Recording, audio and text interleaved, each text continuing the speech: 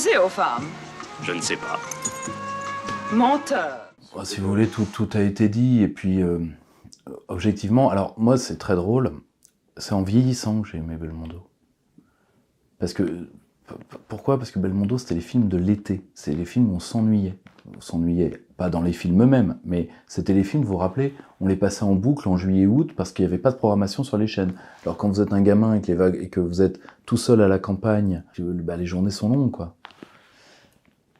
Et j'ai appris à aimer l'homme comme Delon. Je me suis réconcilié avec Delon, alors que moi, ma sainte trinité, c'est, je vous l'ai déjà dit, c'est Lino.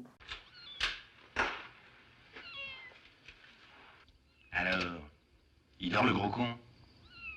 Il dormira encore mieux quand il aura pris ça dans la gueule. Il entendra chanter les anges, le gugus de Montauban. Je vais le renvoyer tout droit à la maison mère. Gabin.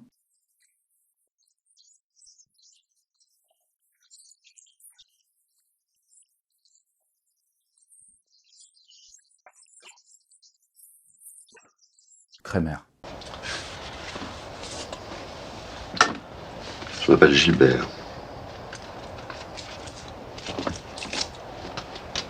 Et vous? Il y a très longtemps que je fais ce métier.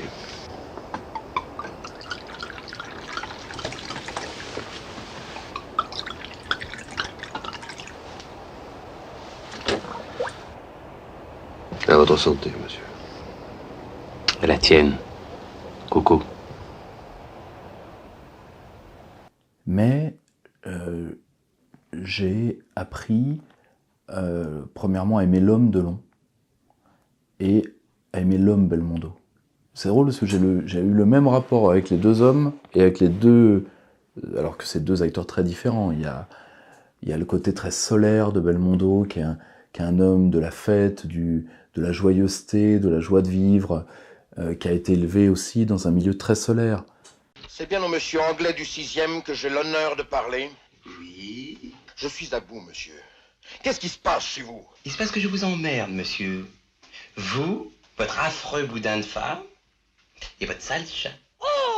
Delon, c'est quelqu'un de beaucoup plus dur, de beaucoup plus renfermé, qui a d'ailleurs eu un début de vie compliqué. Disons ça comme ça. Petit banditisme, voire moyen banditisme, etc., etc.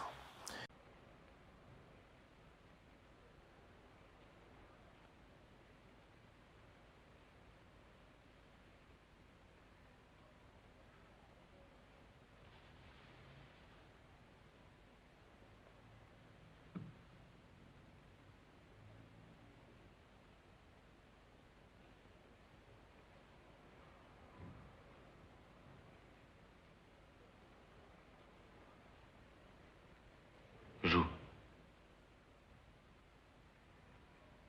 Joue.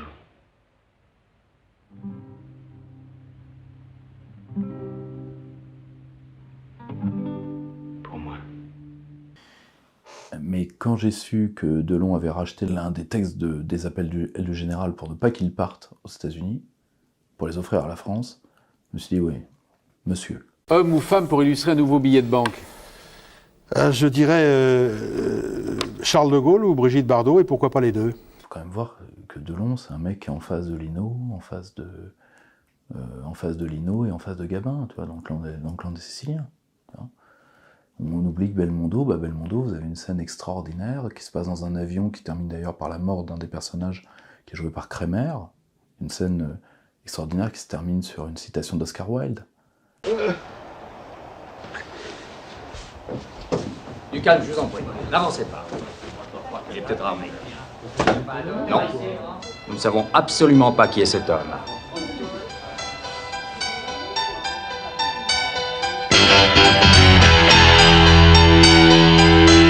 On se rappelle pas, on voit pas ce que ça a été Belmondo pour le monde.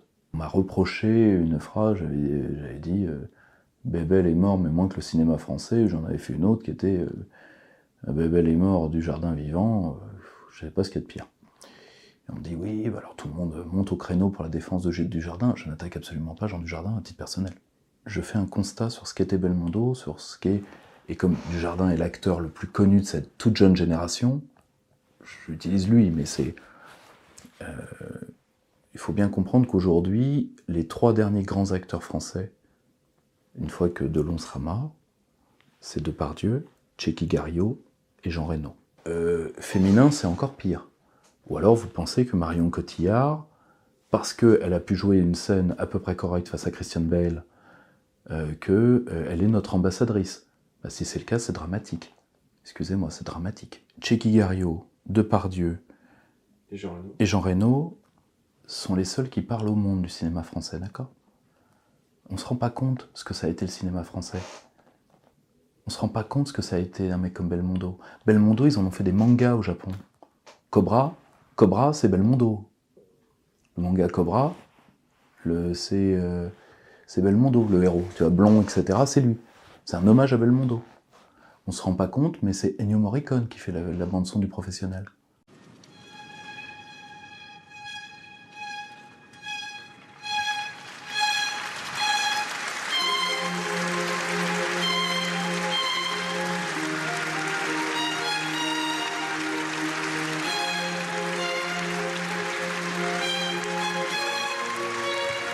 Quentin Tarantino est venu... Alors je sais qu'il y a des gens que le caractère de génie nerveux et parfois un peu trop facile de Tarantino énerve. Le problème, c'est que Tarantino, c'est très au-dessus de ce que la France est capable de produire actuellement. D'accord? Puis alors peut-être que Tarantino a baissé. Moi je suis depuis Reservoir Dogs, donc je suis depuis le début. Mais nous déjà, faudrait qu'on trouve un mec pour faire Reservoir Dogs déjà. Bon. Tarantino est venu au cinéma par Belmondo. Je n'arrive pas à croire que je vis dans un monde où Jean-Paul Belmondo lui-même sait que j'existe. Même le réalisateur Quentin Tarantino est un fan. J'ai vu tous vos films, hein. Oh là là. Bon. Jackie Chan est venu au cinéma par Bébel. Sylvester Stallone adorait Bébel. Alors vous me direz, Sylvester Stallone, ouais, mais Sylvester Stallone, c'est pas que Rocky, etc., c'est aussi Copland. Copland, il est face à De Niro. Et Harvey Keitel. Excusez-moi, c'est pas rien. Or, est-ce qu'on comprend que on n'a plus que 3 mecs pour tenir face aux géants des géants du cinéma mondial actuel? Depardieu, parce que Depardieu, dans 1900, il affronte De Niro en face à face. Hein. Et De Niro est l'un des géants parmi les géants.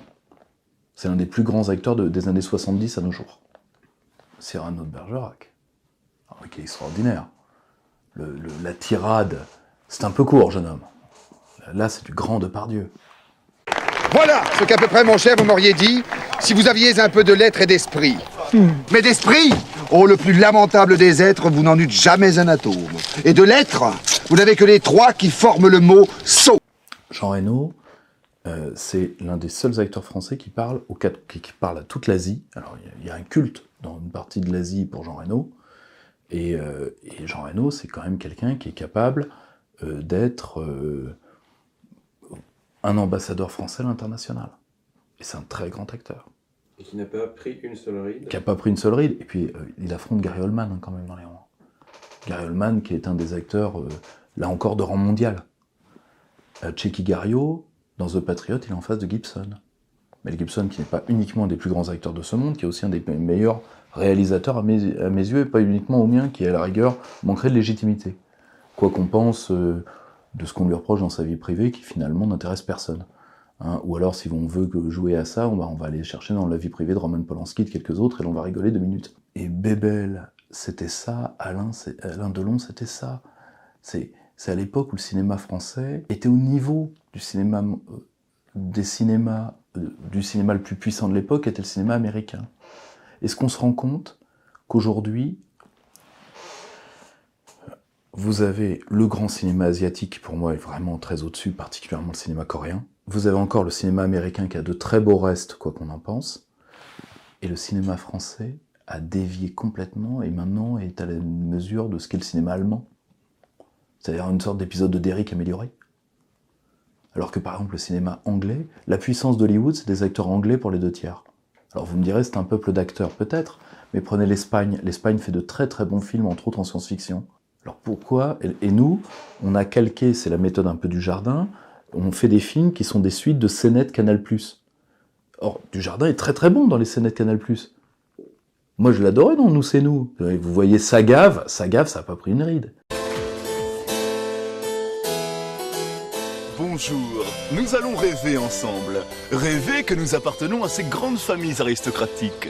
Tous ces noms qui claquent au vent de l'histoire pour notre plus grande jouissance. Le problème, c'est que c'est des scénettes. C'est du théâtre filmé. Et vous les mettez bout à bout, ça vous fait Brise de Nice. Très très bonne comédie au demeurant. Mais le problème, c'est qu'en termes strictement cinématographiques, c'est en tout cas inférieur aux séries américaines des années 90. Alors je vous dis pas des années 2010. Voilà, on essaiera d'interviewer Eric Nehoff un jour, parce que comme ça, c'est plus moi qui prendrai les coups, j'en ai marre.